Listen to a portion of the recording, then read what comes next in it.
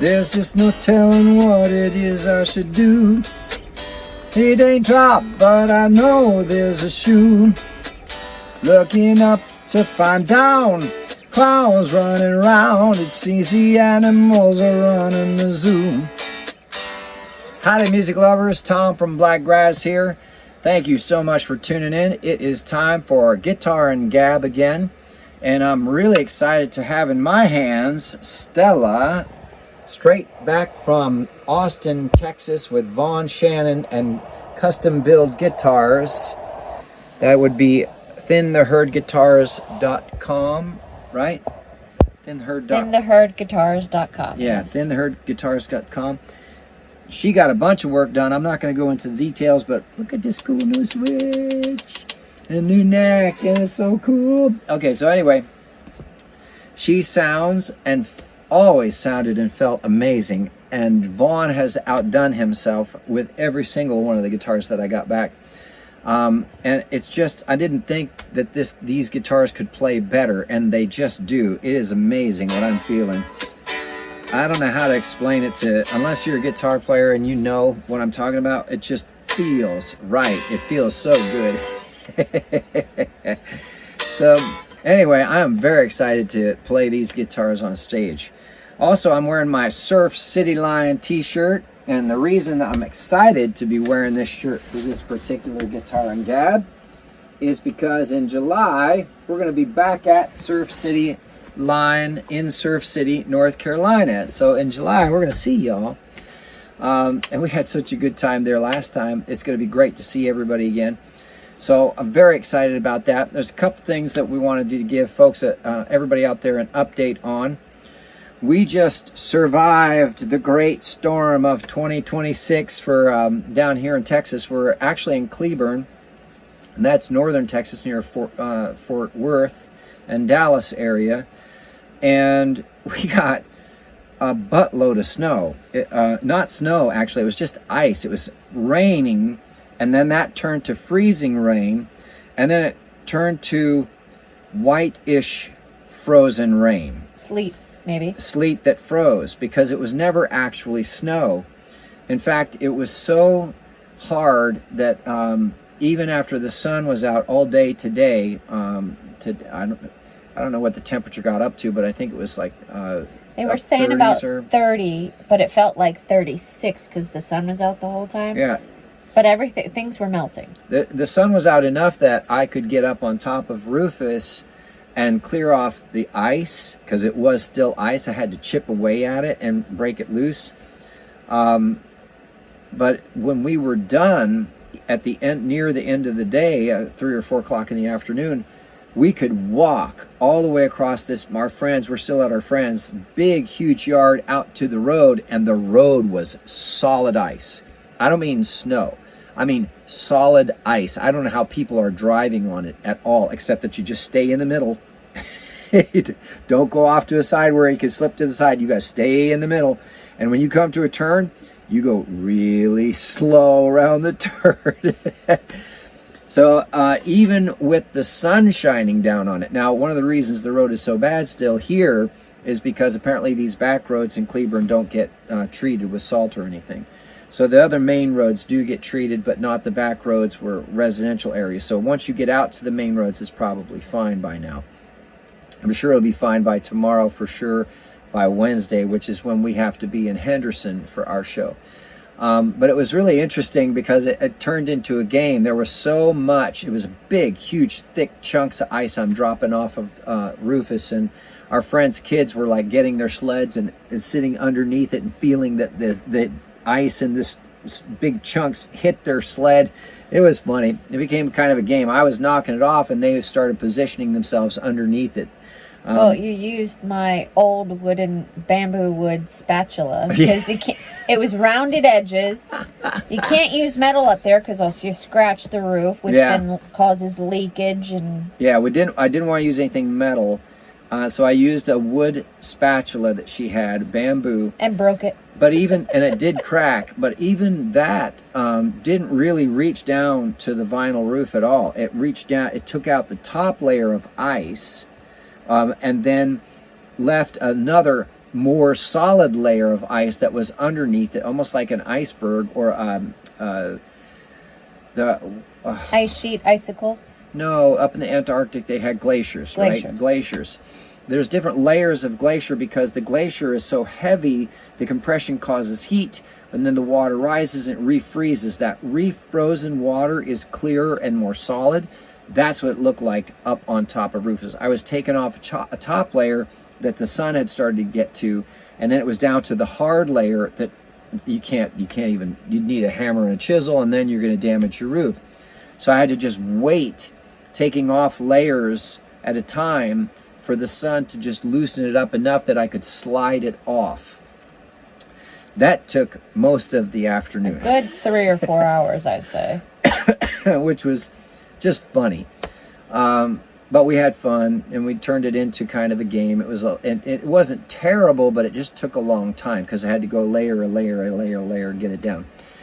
So now Rufus, the roof is completely uncovered, and there was enough sunshine afterwards that it dried up the rest of the moisture on the roof too. So even though it's freezing again tonight, there's nothing on the roof or on Rufus that would freeze and potentially cause a challenge in terms of expansion or leaking or anything like that. So it was a good day. Plus, with the sun out, Rufus stayed nice and warm, even though it was still cold outside.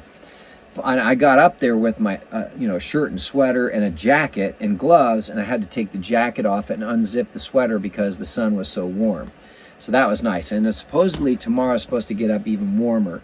And I think by Wednesday it's 40. Well, tomorrow's 40. Tomorrow's 40. Tomorrow's Tuesday, and then Wednesday possibly like 45-ish. So yeah. So that's I'm glad to have that taken care of because I don't like the idea of any kind of pressure on this old roof until we can get him fixed and we have that lifetime warranty from Hoke, with the indestructible type of roof. But even then, I still would go up and I would take that weight off. It's just not good for a camper. I always consider Rufus kind of like a fancy tent driving down the road, right? Glamping. It's glamping, yeah. It's not really a house or built for that kind of weight, and it was a lot of water. It wasn't huge, deep. It was probably like about that much that I was taking off. But it was ice. It wasn't snow. So it's not light and fluffy. It was hard ice that was coming off. So that's the Rufus update. So he's all ready to go. We could leave tomorrow if we needed to, but we don't have to be in Henderson until Wednesday night. So we'll probably stay another night here with our friends and visit with them. I also had last night, it was really nice, or was it the night before, I got to finally put my hands on all the guitars and do a last little bit of work. Like Tiff actually needed to have the posts. I needed to attach Betty's strap again and put the washers back on so that they don't fall off. And then I had to do the same thing to Tiff, and I had a little bit of a challenge with her, so I have to get new posts for her. Shows it. I had to change strings on, I think it was 2 or 3 of the guitars, on Rosa, on Showset, and then on Tiff too. They just sounded older. I think Vaughn put new strings on Sandy, Stella, and Betty. He was probably playing them, so... Well, I know he was playing Betty for sure because he said Betty is actually the best sounding guitar he's ever made. And he didn't want to give her back to me, but I got her back. I wrestled him to the ground for it. No, I wrestled him. But anyway, so that was really nice to get that done. Huge thanks to our friends here in Cleburne for letting us stay and get all this stuff taken care of. It's really nice, too, to have multiple days where we're visiting because the kids are old enough now where they're actually a lot of fun to hang out with. We're doing fun stuff with them. One of which is me getting back in shape again with crunches and with push-ups with Frankie, the youngest. So thanks to Frank and Phyllis here in Cleburne for taking good care of us. Also, the other thing I wanted to talk about real quick, we saw a video about the band Nickelback from Canada. And if you're not familiar with Nickelback, you must live under a rock. And how they went from, suddenly wildly popular around the world to where everybody hated them. And now it turns out, I guess, that they're actually in favor again. And it was curious to me how I did not realize how they had gotten a bad name. I thought maybe they said something, that made people angry about politics, or, like the Dixie Chicks or like Green Day, they got political and said something stupid. Nope, they didn't do that. Maybe they said something like the Beatles did, or like Journey did, we're bigger than Jesus, and nope, they didn't do that. So I never did really remember why everybody started hating Nickelback, because I thought they were a great band. I liked their songs. His voice is amazing. Their songwriting is strong. They always had good live performances. I never got to see them, but I liked their videos. It looked like they were fun, right? A good band. But everybody hated them. Even Dave Grohl made some snide comment about Nickelback, and it's like, I just never got it. Why? What did they do? So I figured it was just something I would find out in this video when we watched it, out of curiosity. I was just like, I wonder what it is that they did that everybody got pissed off at them about. So it turns out, you know what they did? They got popular. Son of a gun, if it doesn't happen every single time. Everybody Got too popular. No, just got popular. Everybody wants to be your fan when you're not discovered. And then when you're discovered, well, then you're a sellout. If you start selling tickets and you actually start making a living as a musician, you're a sellout. My God, I am so sick and tired of that hypocritical bullshit. And I don't like to cuss, but man, that is a load of crap. That starving musician stuff is for the birds. You have to make a living, you have to be able to take care of your family, and you have to pay your bills. And there's no excuse for not being able to do that as a musician. And that is why I'm so excited about what's happening with Blakgraz. I'm actually being able to do that for the first time on all original material, not playing covers, not being in competition with every other cover act on the planet or every other tribute on the planet.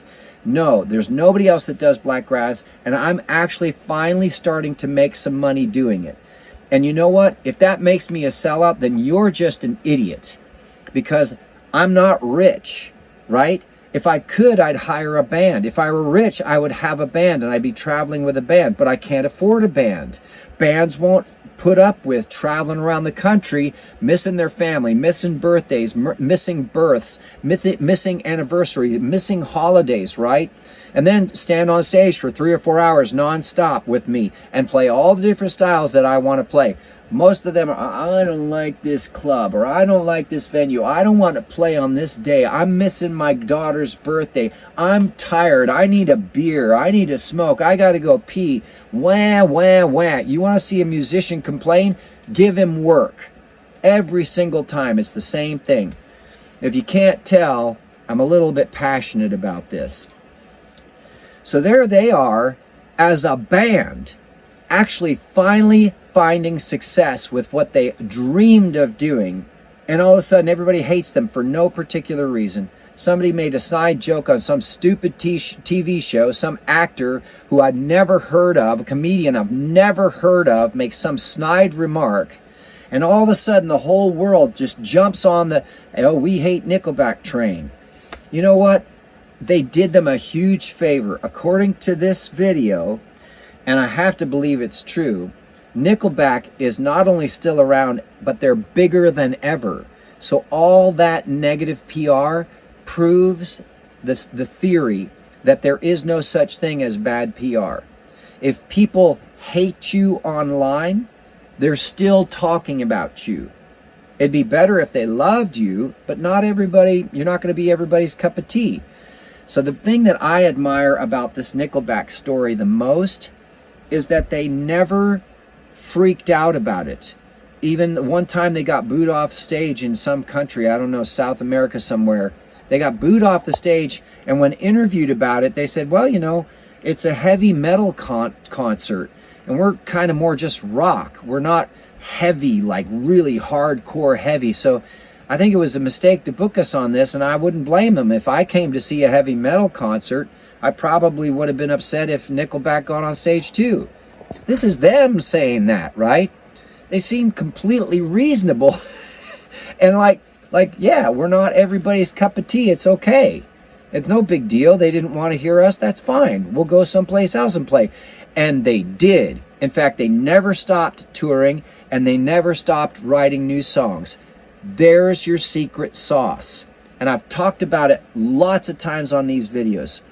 The secret sauce is to get your ass out there and play live shows and keep writing.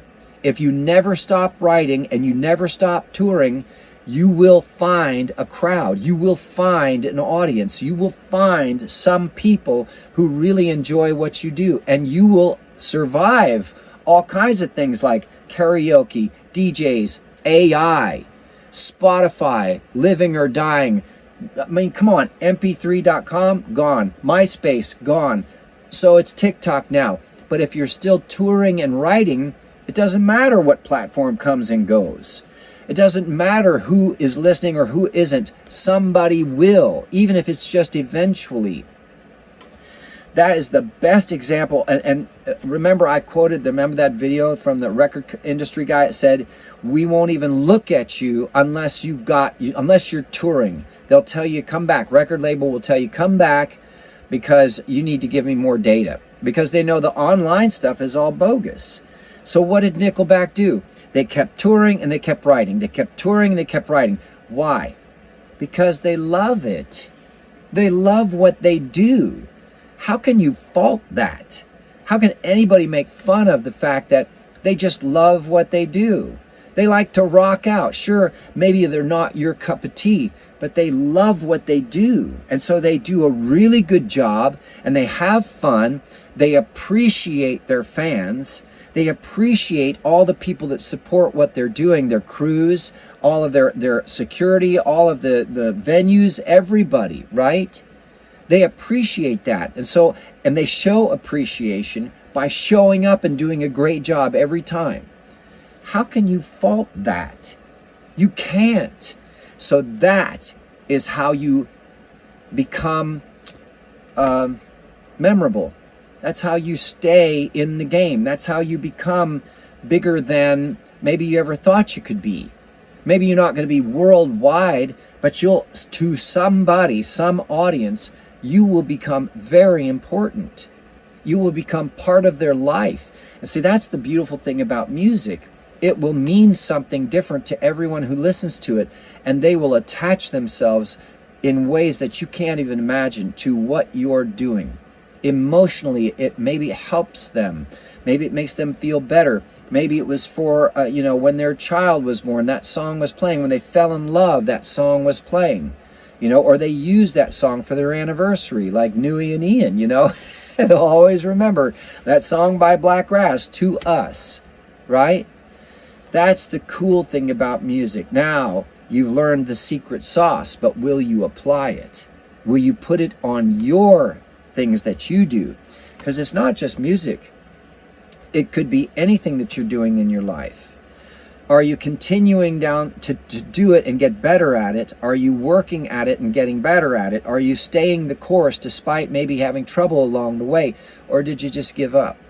Right? That's a bigger, broader question. I won't go into that. But the idea there is, check out this story about Nickelback. That's a great model to follow. They didn't let it stop them. They took the hits, took the bad jokes, took the beating. The memes. All the memes, all the nasty comments from famous people, right? Beating up on them when they don't even know them. How can you beat up on someone you don't even know them? If you don't like their music, that's one thing. But you don't know anything about them that is worth even the time and energy of saying that you hate them or you think they're obnoxious or stupid. I mean, come on. They just kept touring and they just kept writing. And guess what? They came back bigger than ever.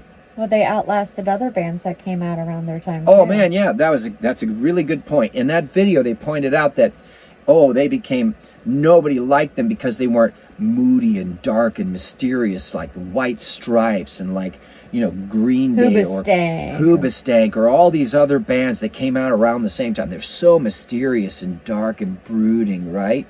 Those guys are all gone. But guess who's still around? Guess who's still touring? Guess who's still writing? Right? Nickelback. Why? Because they actually like what they do. They love what they do. and they're not going to stop. They weren't doing it for the world. They were doing it for themselves. The world just came along for the ride. I think that's a great story. I love that story. And that's the kind of story that actually helps me keep going. I'll leave a link to it down below because it was good. The guy did a very thorough, decent job. Very subjective. The guy that did the video, he was very objective. He was very objective. Yeah. He stayed kind of neutral. And by the end of it, what he discovered in his research was there's no reason to not like them. And actually, their music's really good and they're decent people. You know, maybe that's why. Maybe that's why. Well, the system is set up to trick you into being divided, right? To demoralize you, to make you idolize people who are maybe should not be idolized, right? That's the way the system is set up. And they were too nice. They were too relatable. They were too normal. They weren't the dark, brooding, mysterious drug addict drug addict that. Yeah, I'm not going to get into, I don't want to get into all of that because that'd be another hour and a half. So that could be a big part of it, but well done by the fellow who created the video. And I thought, what a brilliant story about a survival story of musicians who refused to give up when the whole world turned against them.